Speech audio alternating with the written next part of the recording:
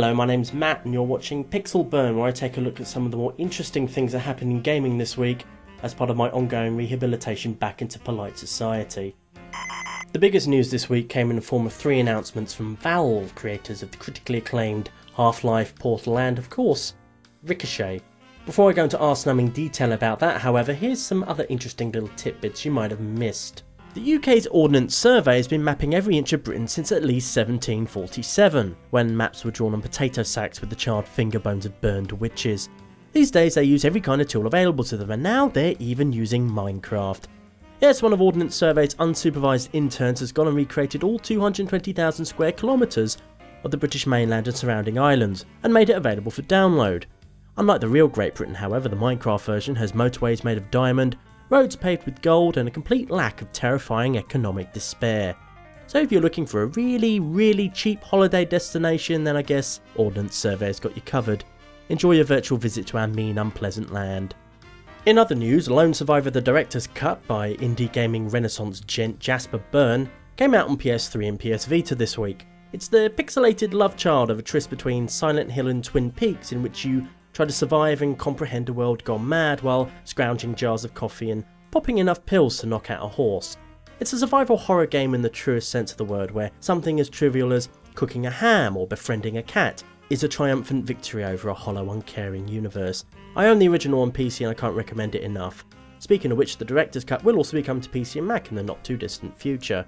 And finally, Rockstar confirmed GTA 5's online mode, cunningly titled GTA Online, will feature microtransactions, because the only thing people love more than spending a big chunk of money on a game is the opportunity to piss away yet more money on it, flaying away their bank balance penny by penny until it's fucking bled to death.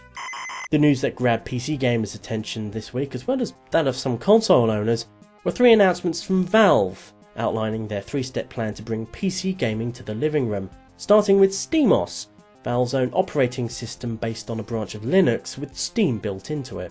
The idea behind SteamOS is apparently to unshackle PC gaming from Microsoft, who seem determined to turn the PC into a closed dictatorship where you can't even defrag your hard drive without written permission and someone on hand to supervise. If you know about Linuxy things, you'll even be able to tinker it with it yourself, creating your own version of SteamOS unique to you and your weirdly picky and specific needs. The most immediate benefit SteamOS promises is the convenience of playing PC games on your living room TV with relatively little hassle. Right now, if you want to play PC games on your big living room TV, then you've pretty much got 2 viable options. You can either carry your PC through to where the TV is, like some medieval peon bringing a sack of oats to his local baron, or trail a whopping great big HDMI cable from your PC to the TV. According to Valve, with SteamOS, your godlike gaming rig stays right where it is in your office, bedroom or sex dungeon, while a second less powerful machine running SteamOS is connected to the luscious big TV in your living room, open den or orgy lounge. You can then stream games from your main gaming PC to the secondary unit and play them on your TV. And finally, because SteamOS is built on Linux, in theory you'll also be able to play all the native Linux versions of games directly on the secondary unit itself. All 5 of them. Actually, it's over 300 nowadays, but why let the facts get in the way of a classic joke? Other than vague talk about streaming media services, family sharing plans and better optimization for games, we pretty much know bugger all else about SteamOS at the moment, so all we can do is wildly speculate.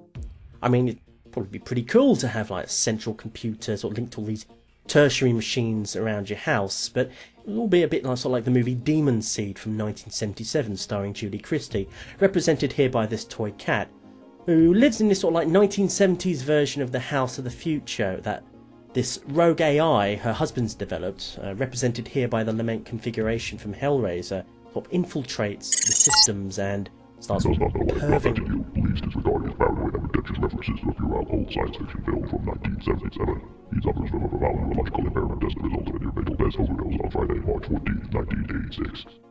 He must be discouraged from pursuing this line of inquiry any further. Tell him he needs a haircut. Your compliance will be rewarded. There is a 0.275% check. Your reward will be a boiled steam credit card for Half-Life 3. And then Julie Christie has a robot baby. To stream games to your living room, of course, you are going to have some sort of PC-like device in there to pick up all the magical game waves coming from your main machine. That's my ham-fisted awkward segue to Valve's second announcement about what they're calling Steam machines. Although Valve will be shipping 300 prototype machines to random lucky Steam beta testers, the plan isn't for there to be one definitive Steam machine. Instead, the idea is that you'll be able to buy one of a variety of Steam machines from, say, Alienware for example, other manufacturers are available, tailored to your living room PC gaming needs. So if you already own a beast of a rig and just want a little box to stream your games to, then you'll be able to buy one from the lower end of the performance scale. On the other hand, if you want a beefier box next to your TV, you can go for a higher spec model. You could also build a custom PC, slap SteamOS on it and call it a day. Or you can go outside and roll around in a ditch naked. It's all about choice. Theoretically, if you can meet Valve's requirements, whatever those will be, there's nothing to stop enterprising types among you designing and selling your own brand of Steam machines. In fact, I've already begun working on the blueprints for my own range of bespoke designs for the refined living room PC gamer. With a combination of an operating system and hardware platform, Valve are essentially invading the console market with PCs in disguise. And while this may sound commercially risky, both the Xbox One and PS4 are practically PCs themselves, albeit with closed operating systems. Valve is also mitigating a lot of the financial risk by handing the hardware side of things to different manufacturers. Finally, Valve is also privately owned, so it has a hell of a lot more leeway when it comes to crazy madcap schemes like this. And let's not forget they also have Steam, which is practically a bottomless pit of money. As with SteamOS, actual hard data on things like machine specs, pricing, models available and other such relevant things is pretty much non-existent right now. So again, all we can do is speculate wildly to the point of stupidity.